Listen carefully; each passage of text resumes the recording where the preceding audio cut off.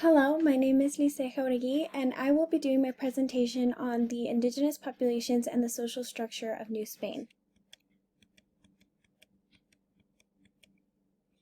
First, I will talk about the life of the indigenous populations before the arrival of the Spaniards.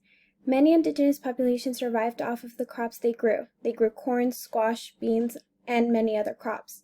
Many were hunter-gatherers, but their main source of food were the crops they grew, which is why many indigenous populations were semi-sedentary, which meant that they had to move from place to place in order to find fertile soil to plant crops.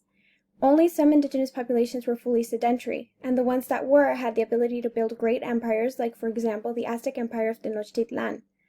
These empires were very advanced. They had great buildings as well as an advanced 365 solar calendar that is very similar to the one we use today.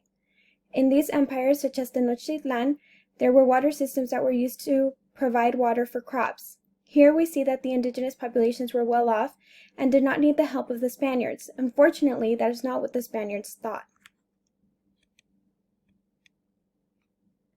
Here we see the Aztec social class system. The emperor was at the top, followed by the nobility and the priests. Then after the nobility and the priests would be the merchants, the artisans, and the soldiers. The fishers and the farmers would follow, and at the bottom would be the slaves. Look at how indigenous populations make up all of the social class system and even hold positions of power, such as the emperor, the nobility, and the priests.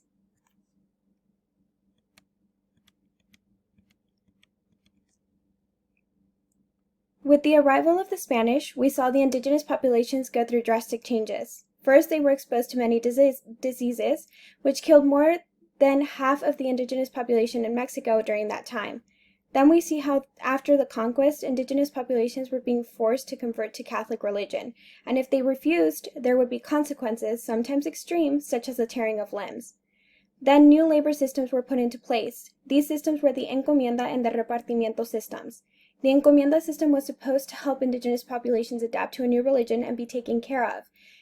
It instead was the system that caused a lot of abuse towards indigenous populations by forcing them to work for long hours, without pay, and it offered no protection. The Spaniards also took indigenous lands away from them. Next came the Repartimiento system, which required indigenous populations to work only a certain amount of time in the mines. This system was supposed to be more beneficial for the indigenous populations, but instead it still practiced the same abuse used in the previous labor system, the Encomienda system.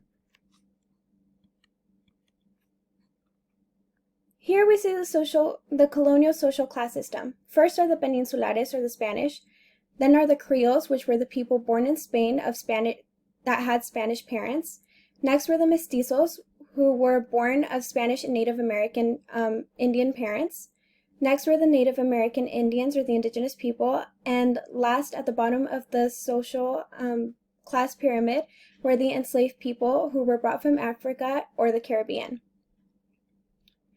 Look at how the status of indigenous populations has gone down from the last social class pyramid we saw. Now indigenous populations are towards the bottom of the social class pyramid and they hold no position of power. Indigenous populations were always at the bottom of the social class systems and they had no one to turn to. They could not protect themselves because there weren't enough of them due to many dying from disease. African slaves had to be brought from Africa to help work in the mines because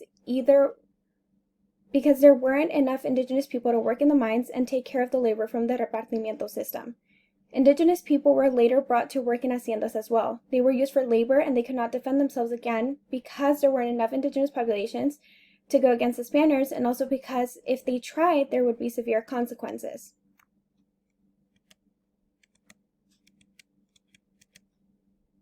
So was the colonial rule beneficial for indigenous populations? I believe that it wasn't, because we can see throughout their history how they went from being free and creating great empires to being at the bottom of a social class system and only used for labor. There was a time in history when indigenous people made up the entire social class system and even held positions of power. But as soon as the Spanish arrived and took control of Mexico, that ended, and what followed was a long life of abuse and no way of seeking help.